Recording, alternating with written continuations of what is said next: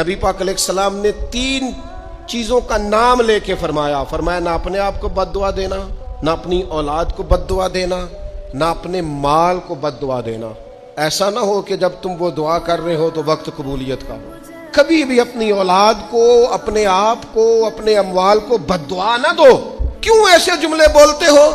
یعنی غصے اور جلال میں بھی جب اپنے بچے کے لیے بات کرو تو پیار والی بات کرو، غصے میں، جلال میں، جذباتیت میں بھی بہن بھائیوں کے لیے، گھر والوں کے لیے، اپنے لیے بات کرو تو محبت والی بولی بولو۔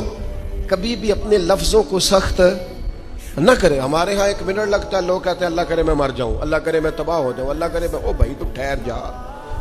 اللہ تعالیٰ نے زندگی تجھے اپنے فضل سے عطا فرمائی ہے، تجھے کیا مصیبت بن گئی ہے، تو کہاں سے نکلا ہے، تو کہاں پہنچ گیا ہے، تو کیسے کہتا ہے میں مر جاؤں؟ تو اپنی جان کا مالک ہی نہیں۔ مالک تو وہ ہے جس نے اپنی مرضی کی جگہ پہ پیدا کیا ہے، اپنی مرضی کا وقت دیا ہے۔ تو کیسے کہتا ہے میں مر جاؤں؟ نہیں، تو مر سکتا، اپنی مرضی سے مرے گا تو خودکشی حرام ہے۔